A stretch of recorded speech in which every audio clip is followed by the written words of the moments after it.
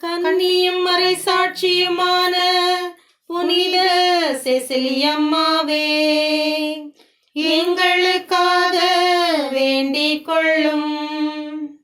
வேதத்திற்காக கொல்லப்பட்டவர்களின் உடலை நல்லடக்கம் செய்த செசிலியம்மாவே, எங்களுக்காக வேண்டிக் கொள்ளும். கிறிஸ்து இயேசுவை மட்டுமே நான் ஆராதிப்பேன் என்று மொழிந்த செசிலியம்மாவே, எங்களுக்காக வேண்டிக் கொள்ளும். கிறிஸ்து இயேசுவில் பிரியமானவர்களே, உங்கள் அனைவருக்கும் அன்பின் வாழ்த்துக்கள். பெண் குலத்தின் ஆபரணம் என்று சொல்லப்படுகின்ற புனித செசிலியாவின் வாழ்க்கை வரலாறு குறித்து இன்று நாம் தெரிந்து கொள்ள இருக்கிறோம். வேத விரோதிகளின் ஆதிக்கம் அதிகரித்த காலம் அது. கிறிஸ்தவர்கள் என்பதற்காகவே துன்புறுத்தப்பட்டு பெரும் சித்திரவதை செய்யப்பட்ட காலம். வேதத்திற்காக துன்பங்களுக்கு ஆளாகி கொல்லப்பட்டவர்களின் உடல்களை எடுத்து தன் கணவர் வலேரியன் மற்றும் அவரின் சகோதரருடன் சேர்ந்து நல்லடக்கம் செய்து வந்த புனித செயலை செய்தவர்தான் புனித செசிலியா. வேதத்திற்காக கொல்லப்பட்டவர்களின் உடலை நல்லடக்கம் செய்து திரும்பும் வேளையில்தான் செசிலியாவும் கைது செய்யப்பட்டு துன்புறுத்தப்பட்டு கொலை செய்யப்பட்டார். இவர் திருமணம் முடித்த நிலையிலும் கன்னியாகவே வாழ்ந்தார். எனவேதான் இவரை கன்னியும் மறைசாட்சியுமான புனித செசிலியா என திருச்சபை குறிப்பிடுகிறது. செசிலியா ரோமை நகரில் செல்வ செழிப்பான குடும்பத்தில் பிறந்தவர். சிறு வயது முதல் தன் கன்னிமையை கடவுளுக்கு அர்ப்பணம் செய்து ஆண்டவர் இயேசுவுக்கு ஆள்களை சேகரிக்கும் ஆவலோடு செயல்பட்டவர். செசிலியாவுக்கு விருப்பமில்லை என்றாலும் இவரின் பெற்றோர் வலேரியன் என்பவருக்கு மனம் முடித்து கொடுத்தனர். திருமணம் முடிந்த நிலையில் வலேரியன் செசிலியாவை நெருங்கவே செசிலியா தன் கணவரிடம், நான் கடவுளுக்கு என்னை அர்ப்பணமாக்கியுள்ளேன். கடவுளின் தூதுவர் ஒருவர் என் கற்பிற்கு காவலராயிருக்கிறார். எனவே கடவுளின் கோபத்தை உம்மீது வர செய்யும் எந்த செயலையும் நீர் முயற்சி செய்யாதீர் என்றாள். அதற்கு வலேரியன் செசிலியாவை பார்த்து, உன் கற்புக்கு காவலராயிருக்கும் கடவுளின் தூதரை நான் பார்ப்பேனேயானால் இயேசு கிறிஸ்துவை விசுவசிப்பேன் என்றான். அதற்கு செசிலியா தன் கணவரிடம், கிறிஸ்துவ விழுமங்களை அறிந்து ஞானஸ்தானம் பெற்றால் ஒழிய அவரை பார்க்க முடியாது என்றாள். செசிலியாவின் இக்கூற்றில் நம்பிக்கை கொண்ட வலேரியன் அர்பன் எனும் பாப்பானவரிடம் சென்று ஞானஸ்நானம் பெற்றார்.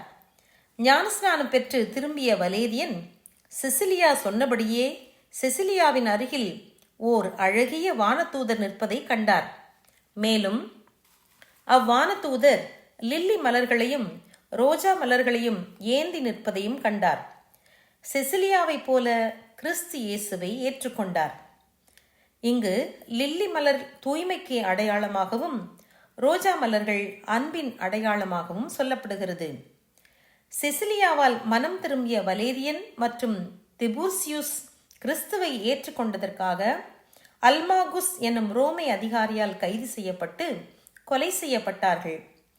தன் கணவர் வலேரியன் மற்றும் அவர் சகோதரர் திபூர்சியூஸ் இருவரும் கொலை செய்யப்படுவதற்காக அழைத்து செல்லப்படுவதை அறிந்த செசிலியா அவர்கள் இருவரையும் பார்த்து, கிறிஸ்துவின் வீரர்களை எழுவீர், இரவுக்குரிய செயல்களை எரிந்து போடுங்கள், ஒளியின் போர் ஆயுதத்தை அணிந்து கொள்ளுங்கள் என்று கூறி ஊக்கப்படுத்தினாள். மார்குஸ் அவுரேலியூஸ் என்பவனின் ஆட்சியில் அல்லது கொமோதூஸ் என்பவனின் ஆட்சி காலத்தில் அவர்கள் கொல்லப்பட்டார்கள் என்று சொல்லப்படுகிறது.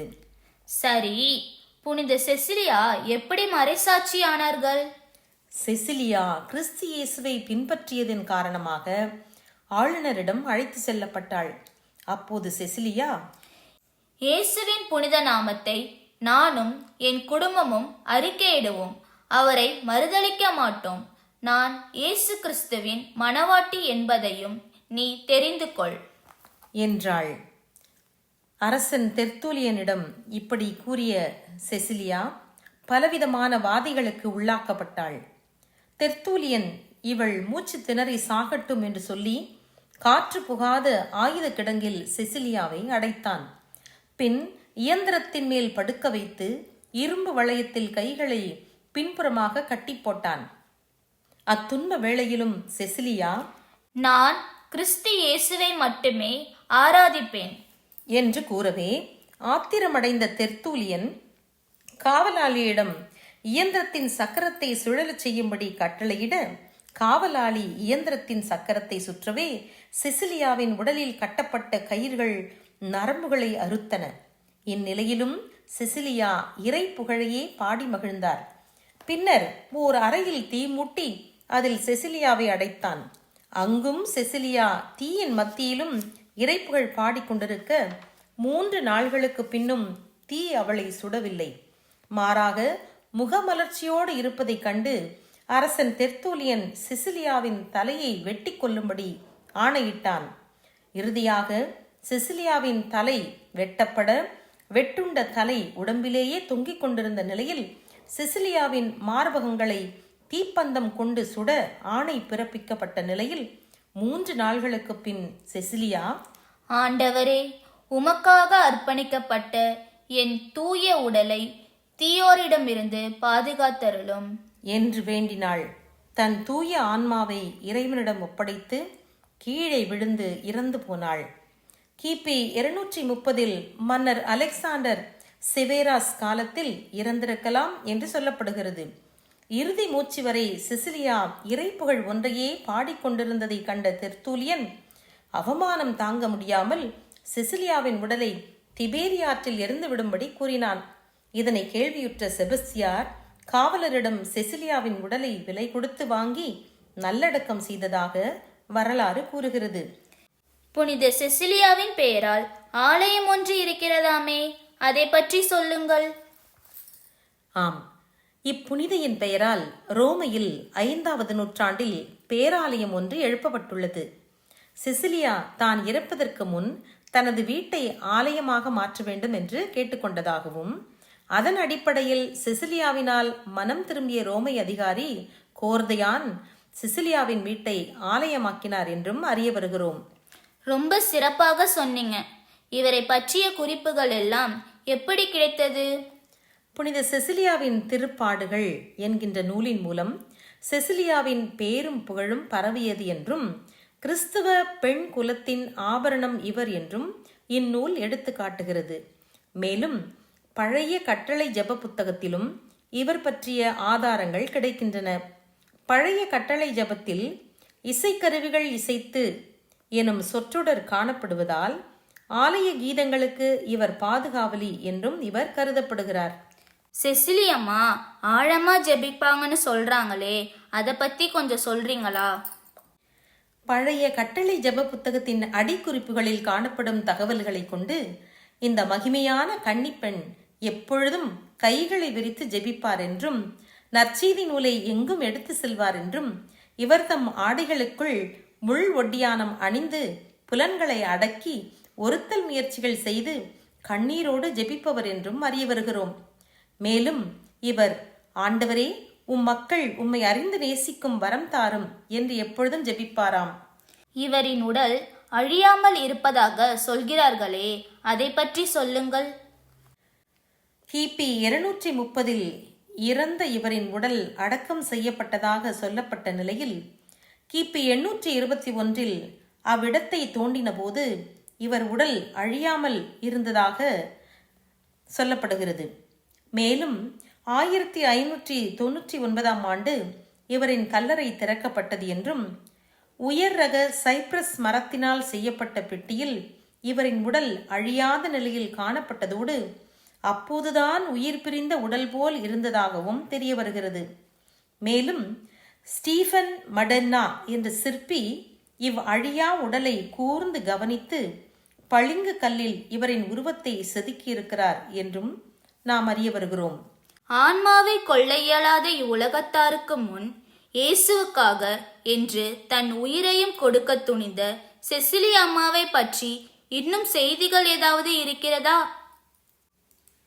புனித செசிலியாவின் வாழ்க்கை அனுபவங்களை கொண்டு சில செய்திகளை சொல்லலாம்.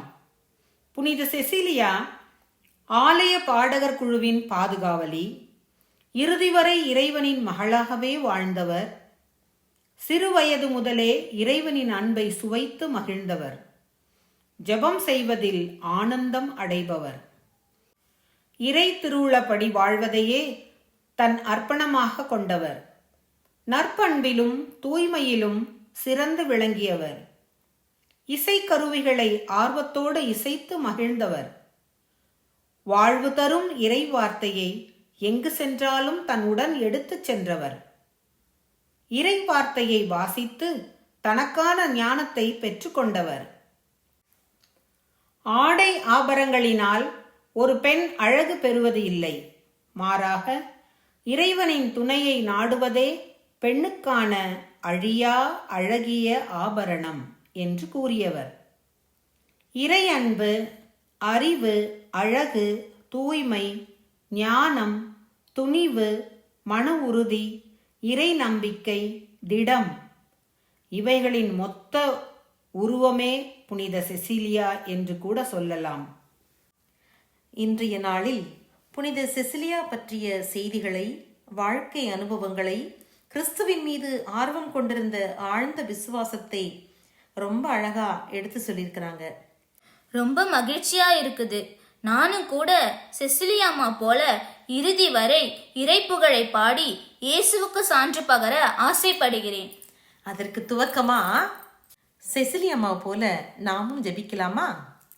ஓ, ஜெபிக்கலாமே. ஆண்டவரே, உம் மக்களாகிய நாங்கள் உம்மை அறிந்து உம்மை அன்பு செய்து உம் புகழை எப்பொழுதும் பாடி மகிழ்ந்திருக்க அருள் தாரும். ஆமென். என்ன நேயர்களே, புனித செசிலியாவின் வாழ்க்கை வரலாறுகளை கேட்ட நீங்கள் நிச்சயம் இயேசுவுக்கு சாட்சியாக வாழ்வீர்கள், அப்படித்தானே? கன்னியும் மறை சாட்சியுமான புனித செசிலியம்மாவே, எங்களுக்காக வேண்டிக் கொள்ளும். வேதத்திற்காக கொல்லப்பட்டவர்களின் உடலை நல்லடக்கம் செய்த செசிலியம்மாவே, எங்களுக்காக வேண்டிக் கொள்ளும். கிறிஸ்து இயேசுவை மட்டுமே நான் ஆராதிப்பேன் என்று மொழிந்த செசிலியம்மாவே, எங்களுக்காக வேண்டிக் கொள்ளும்.